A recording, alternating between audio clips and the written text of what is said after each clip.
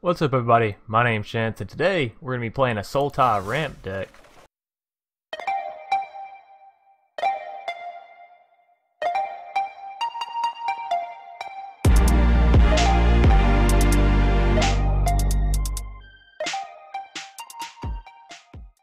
Now I played the Cynic Turbo Land or the Cynic ramp, whatever you want to call it. It had 70 cards in it. It felt a little clunky and just sort of felt off, but I really like Tatyova, I think that's her name, just in general as a card idea, so I decided to try and make a deck with her, and this is what became of it. And honestly, it's done really good so far. I've won 6 matches to get into Gold 3 and then one more after that to put me up one more little tick on the way to Gold 2. So we'll run through the deck tech, or the deck sort of breakdown real quick, and then we'll get into our 3 games as the little tester.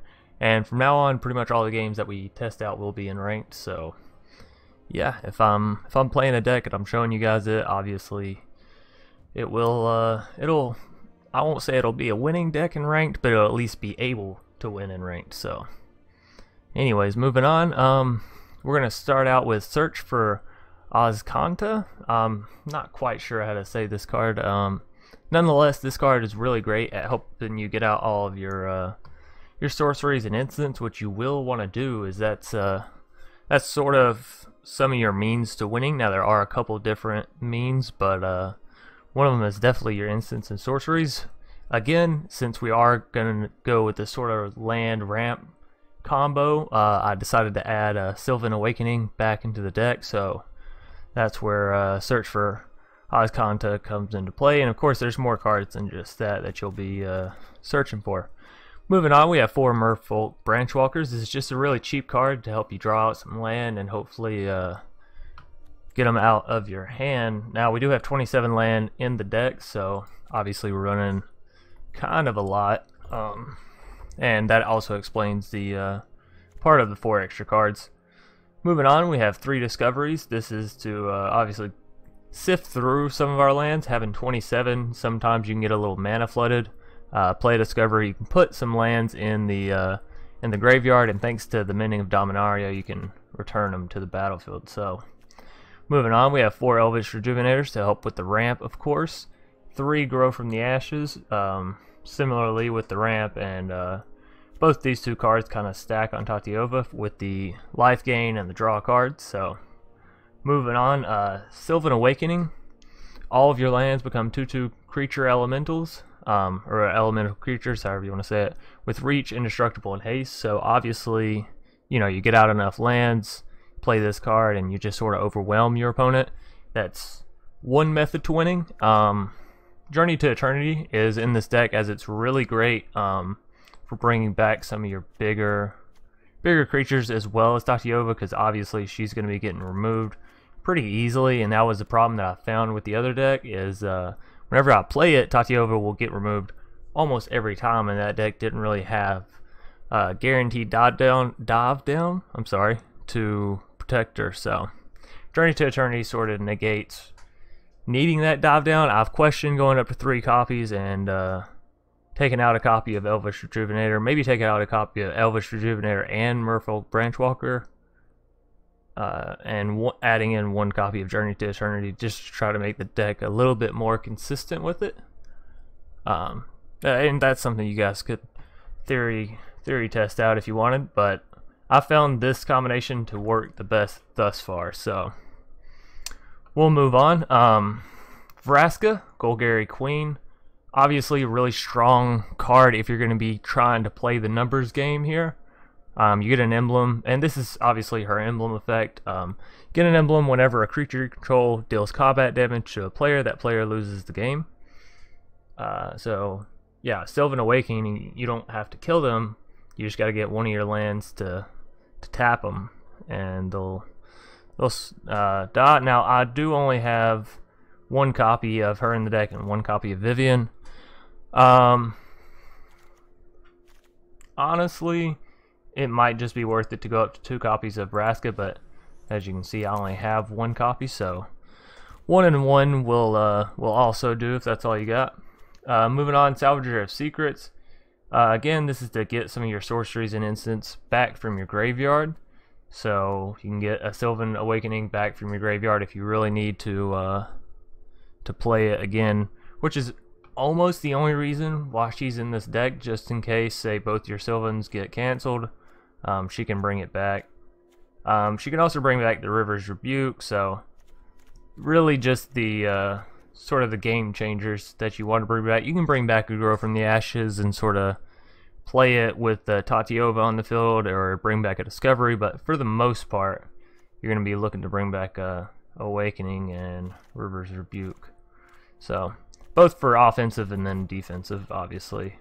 Moving on, we have the Eldest Reborn as a little bit of card removal, or just removal, I guess, not necessarily card. But can deal with Planeswalkers, it can deal with creatures, so obviously that's pretty good, and allows you to put either a creature or Planeswalker from a graveyard onto the battlefield underneath your control. So just some more sources of bringing back sort of our either graveyarded creatures from our choices or from theirs. So moving on, we have one Tendershoot Dryad, and I found this card really just works out well as either a pump fake one. Obviously you throw out a Tendershoot, it's going to draw all the aggro, so any card removal spells, any big card removal spells that your opponent may have, minus your shock and all that. If you're going up against an Izzet or a mono red, you know, obviously be a little bit more mindful, and if you're going to play Tendershoot, try to have enough to, you know, play Journey to Eternity on it as well, or maybe to where you can activate Journey to Eternity after it's died. But, you know, that's just something to be mindful of. Nonetheless, this card comes out, it's a big target, so takes all the heat sort of off your other creatures, which is bueno, and it's really just good. Like, if the opponent doesn't have anything to deal with it, then it's just a great card, right? Two 3/3 creatures every turn spawned up, and I say every turn as in both players' turn, if that makes sense. So I guess every 2 turns, depending on how you want to count that, but still, really, really great card. And obviously the Ascension is going to be pretty easy as we're ramping up lands, and despite the recent little outbreak in the land destruction decks, I think Ranked has sort of settled that back down. So moving on, we have the Mending of Dominaria. For those of you who saw the last land deck that I did, this card was in it as well. Put the top 2 cards of your library into the graveyard, then you may return a creature card from your graveyard to your hand. So again, brings us back some of those bigger creatures, more important creatures that we need to have out.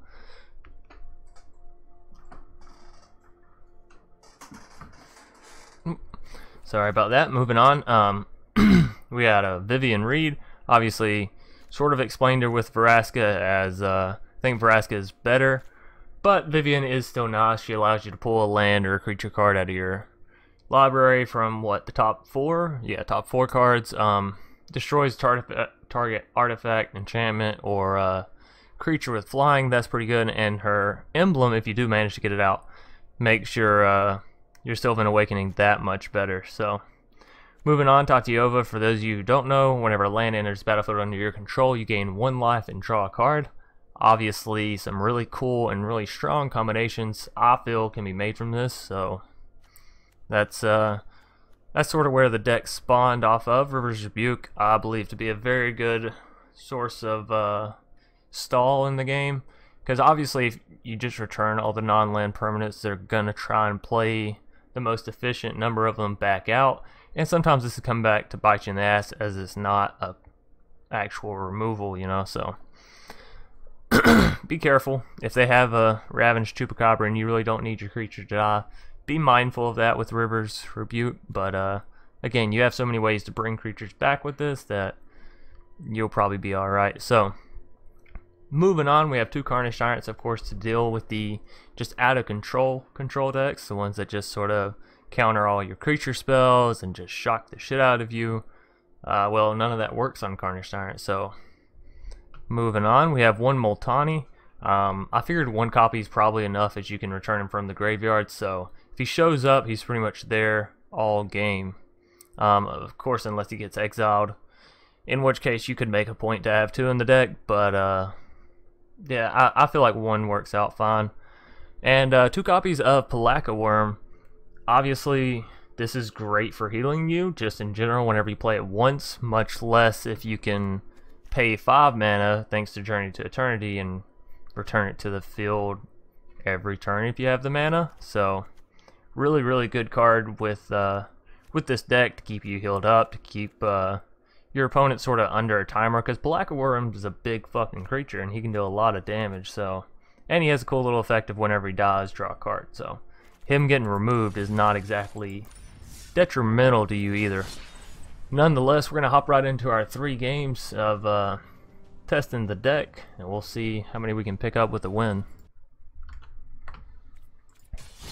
Alrighty, so we're going to hop right into our first game here, and for any of those of you who do notice, I am wearing a different shirt, and it's actually because I did the first part of this video yesterday, and I got interrupted about halfway through going into the game matches, so I figured today I'll do the game matches with this deck and get this video up today, even though it was supposed to go up yesterday. So, alrighty, so we'll get right into a game 1 here, and we'll probably only play 2 games with this deck today, as it does take a little bit longer to play with, but should be plenty for you guys to sort of see how it works, how it plays. Locos Poco is apparently our opponent for the day, and this is actually an alright start. We have the discoveries, we have the Elvish, Sylvan, and a Carnage in case all else fails. And we actually can play Discovery in this deck, even with just a blue mana out, so that's nice. Up against a Dino deck.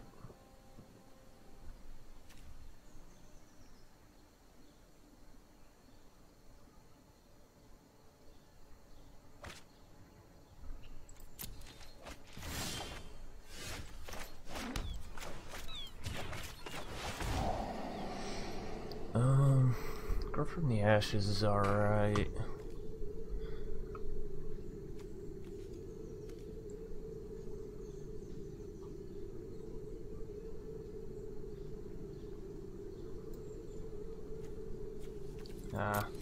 We'll keep both of them. Doesn't really matter in what order we draw them here. I'm just gonna try and prep up my lands for a rather big Sylvan Awakening. There's a Raptor Action coming out. Yeah, we'll play Elvish. Next turn we'll probably play a kicked Grow, which will put us up to 7 land and enough for Carnage Tyrant.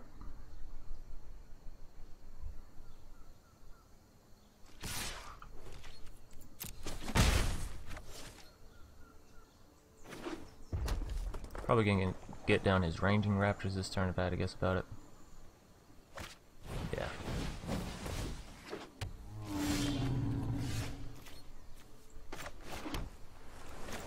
So as I said, we'll play Grow from the Ashes Kick,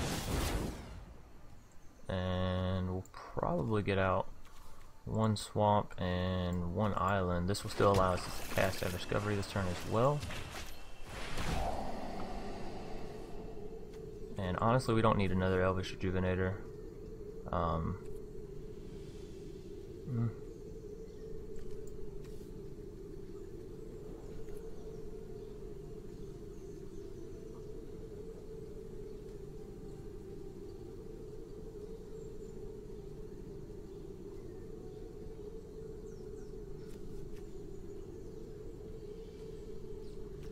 We'll discard it. And the forest too. Thinking it'll be better, yeah, for us to search down through our deck, try and find some cards we can actually use. Again, next turn we'll get out Carnage Tyrant, and we can also get out a search for Azcanta next turn. And we've already got 5 cards in our graveyard, so this should get transformed fairly quickly. And we probably will transform it as well.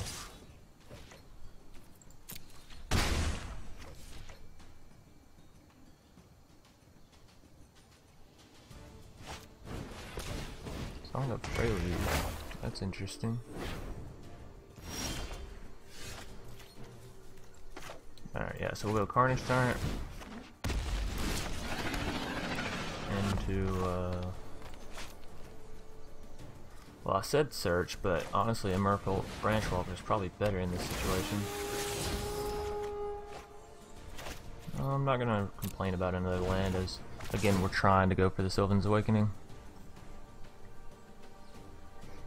And right now we'd only have 5 lands attacking, which is enough damage to kill him, so we could try and go for the all-in next turn, actually, depending on what he plays out here. So that'll give us 5, this will give us 6 land, 6 2/2s attacking basically, which is enough for lethal. Not anymore, huh? Forerunner.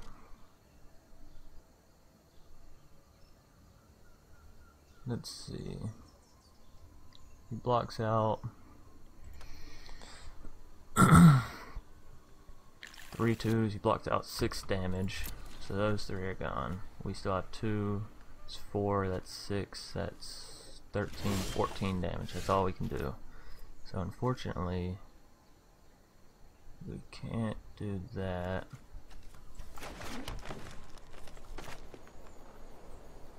We could do it as a board wipe, but his Ranging Raptors is going to get him another land out. His Forerunner isn't going to die. So it's going to hurt him, but it's not going to kill him. And next turn, all of his creatures are going to get Trample, Vigilance, and Indestructible. So maybe I do play Eldest, right? He'll sacrifice the Raptor Hatchling. Next turn he discards a card. I think we do play Eldest here.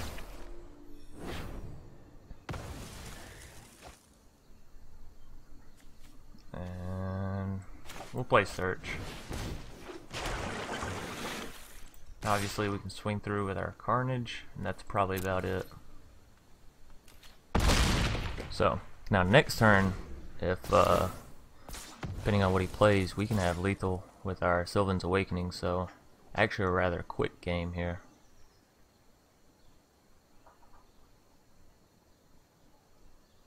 Ooh, actually he's going to be able to board wipe our Branchwalker and our Eldest Rejuvenator, so it may not be. We'll see.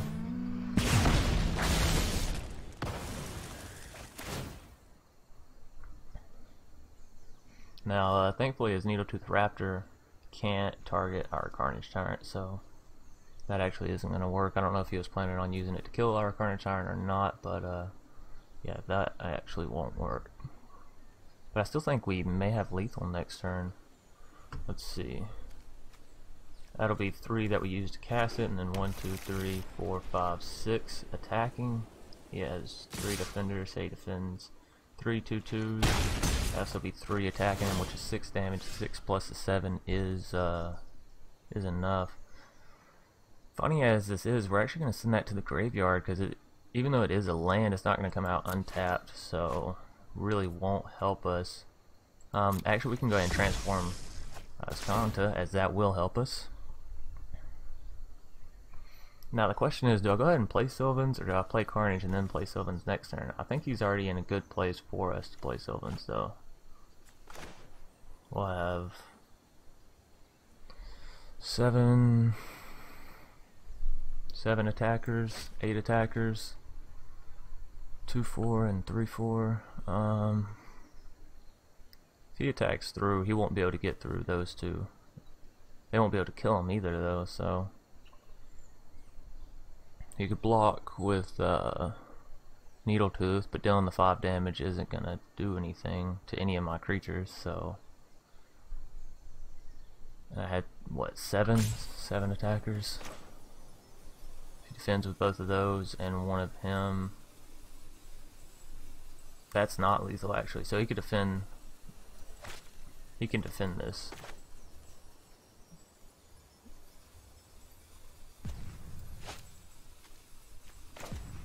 But he'll lose his Forerunner. I think it's worth it. I'm gonna say yeah. then we attack with all. So he has to lose this Forerunner here if he wants to live.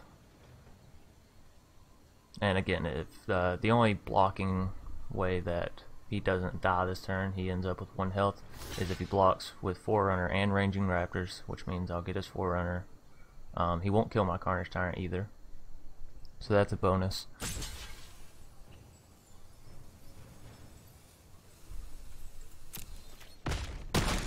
Alright, yeah, so that's going to be lethal, and a rather quick game 1, and we'll get on to a game 2. Show you guys some more marvelous things with the deck. Alrighty, so we'll go ahead and get into a game 2 here, and again, this will probably only be a 2-game deck today, so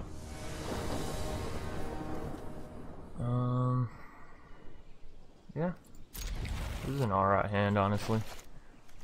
We'll play Memorial to Genius first, and probably Discovery turn 2. We'll see how things play out, though. Ooh, could be playing up against a mono blue tempo.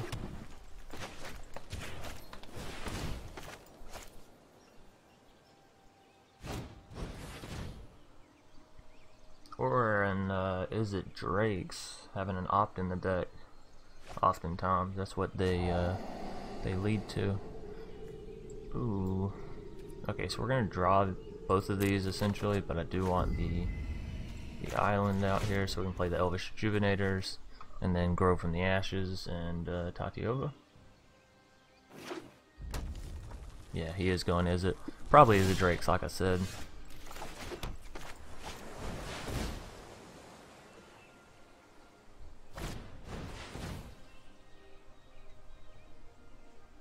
A ton of ops in this guy's deck.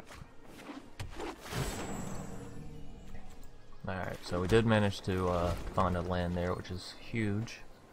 Next turn, like I said, we'll play Eldest Rejuvenators to get us up to the 5 mana, hopefully, and then Tatyova after that, and grow from the ashes to ramp up to our Carnage Tyrant finally. Beacon Bolt on our Eldest Rejuvenator is not that bad, honestly. So yeah, another Eldest Rejuvenator. Ooh, Woodland Cemetery. That's actually really nice because it means we can cast our Eldest Reborn if need be. And of course, we'll probably save that for Drake or something that may come out of the sorts. Actually, he's playing Jeskai. That's interesting. Maybe Jeskai control. Either way, we'll get our Tatyova out this turn and play the Memorial to Unity after, so we get the life gain and card draw.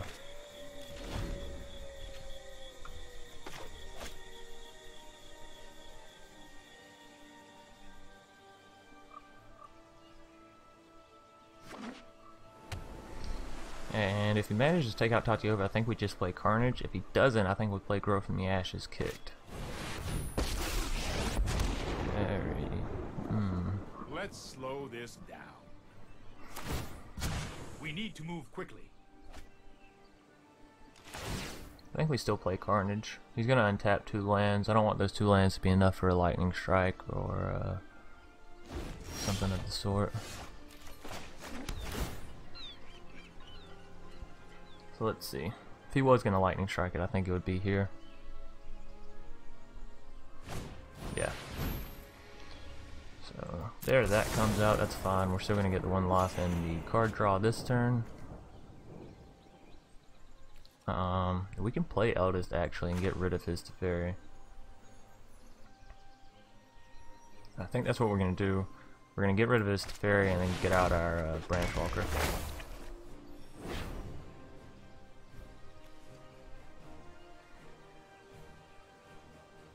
Time for plan B, as soon as I think of one. Alrighty. And next turn we'll do Carnage Tyrant. Tendershoot. That's good. Overrun him wouldn't be a bad thing. So he's actually not going, is it, Drake's? Just to be clear. He is going for the Jeskai mid-range control, if I had to guess about it.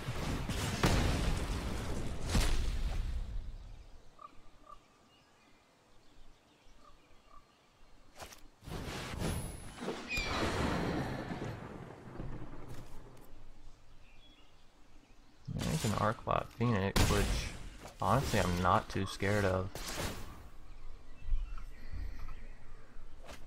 We have how much mana?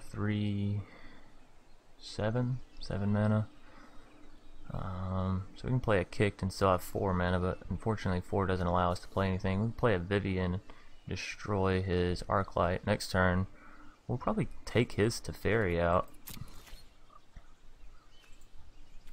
Maybe we just take the Tatyova. I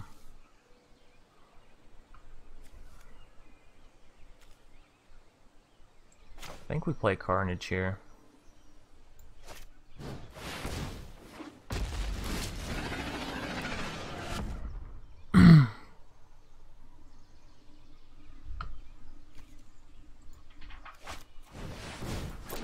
There's the Enigma Drake, so we'll probably play Vivian next turn, take out the Drake.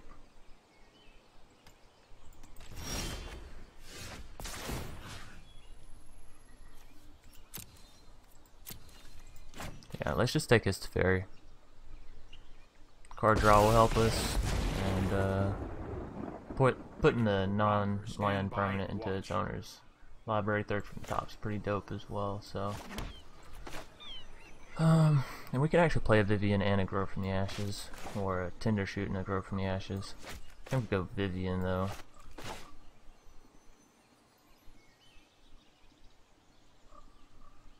Let's see. Actually, you know what? We can play Grow from the Ashes Kicked and then still play Vivian.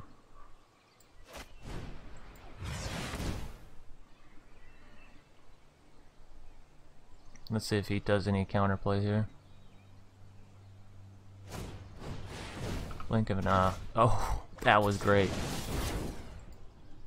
So definitely probably should have thought about that before getting Teferi back out, because we just gave him right back to him, unfortunately. Nonetheless, that'll be alright. We'll get out of Vivian. Would you like to see what's left of this? Draw and fire. And attack in with our Carnage. And we're getting pretty close to being able to Sylvan Awakening, so that's kind of nice. He's probably going to get a Teferi back out this turn, but it's nice to see that he doesn't have any cards other than the one that he'll draw from the Teferi. You show remorse, I'll show restraint.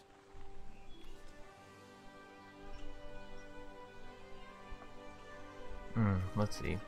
3 to cast Sylvans, and then we'll have 1, 2, 3, 4, 5, 6, 7 to attack, which is enough damage to kill him, and he can't deal with our Carnage Tyrant, so we may have lethal this next turn on this Jeskai mid-range, which is wonderful.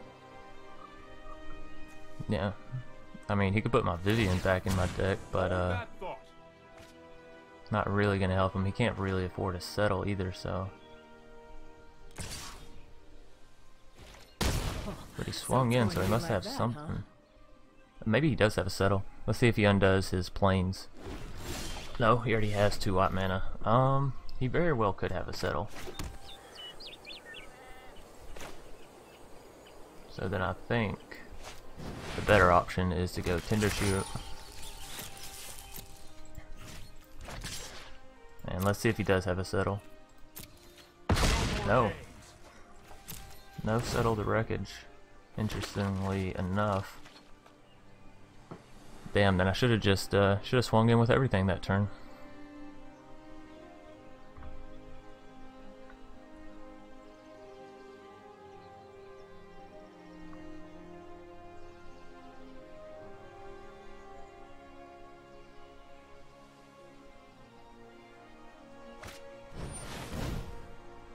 Banefire comes out on our Tendershoot. That's alright.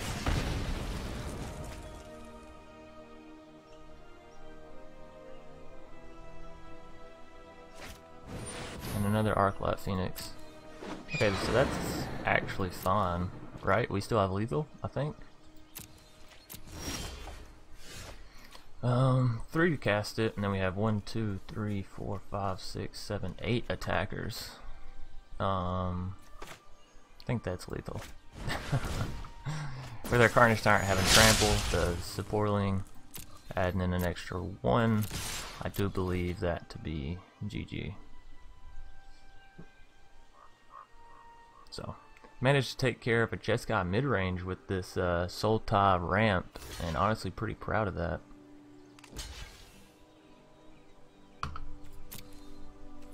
Yeah, so that'll be GG. And again, a lot of this deck is just sort of adding up your mana. Thanks everybody for watching. Hope you did enjoy. Oops.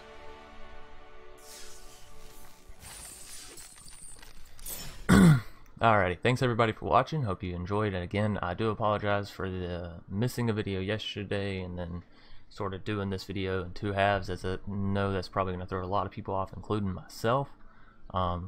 Nonetheless, I do hope you guys enjoyed. And this deck, like I said, it's really fun. It climbed me all the way from Gold 4 to Gold 3, and then I've sort of dropped back down a little bit into Gold 4, playing around with it some more. So definitely something to check out, the Tatyova, and just the whole Sultai combination. I feel like it's a really, really strong color combination right now. So nonetheless, let me know what you guys think down in the comment section. If you guys have any more deck suggestions, either for this deck or for future decks, I'd love to hear them. And of course, subscribe if you want to see more. I'll see you guys tomorrow. Peace.